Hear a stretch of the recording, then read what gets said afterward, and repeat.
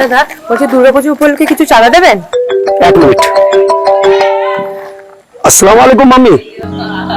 হ্যাঁ, আমার একটা জরুরি মিটিং আছে, আমি সন্ধ্যের মধ্যে ঘরে ঢুকে যাব। ওকে আম্মি। ও ম্যাডাম, কি হলো? আপনারা চলে যাচ্ছেন যে? আপনারা চাঁদা চাইছিলেন না? হ্যাঁ। তাহলে চাঁদা না নিয়ে চলে যাচ্ছেন? না মানে বুঝতে পেরেছি, আমি মুসলিম তাই ভাবছেন। হ্যাঁ, আপনি তো মুসলমান, আপনি কেন দুর্গাপুজোর চাঁদা দেবেন? কেউ দিতে মানা করেছে নাকি? না, তা অবশ্যই করেনি, কিন্তু আমরা চাইনি। তার মানে আপনি ধরে নিয়েছেন যে মুসলমানরা পুজোর চাঁদা দেবে না, এই তো?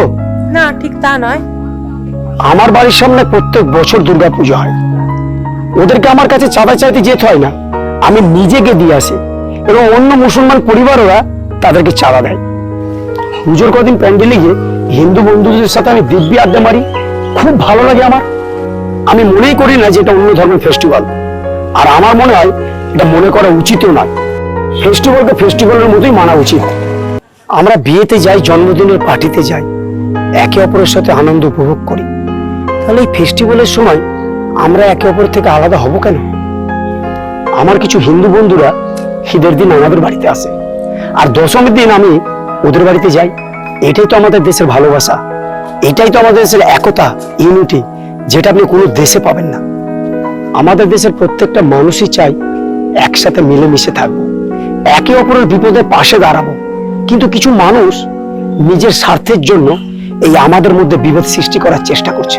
হ্যাঁ, আপনি ঠিকই বলেছেন, এই ফেস্টিভ্যালই পারে আমাদের একতাকে বাঁচিয়ে রাখতে।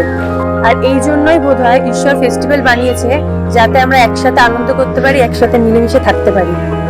ঠিক, কোনো ধর্মই মানুষকে মানুষের থেকে আলাদা করার কথা বলে না। যাই হোক, এই নিন আমার দুর্গাপুজোর চাঁদাটা। আশা করি মনে রাখবেন, ধর্মের অজুহাতে মানুষকে মানুষের থেকে আলাদা করার চিন্তা ভাবনাটা একদম মন থেকে মুছে ফেলুন। শিওর।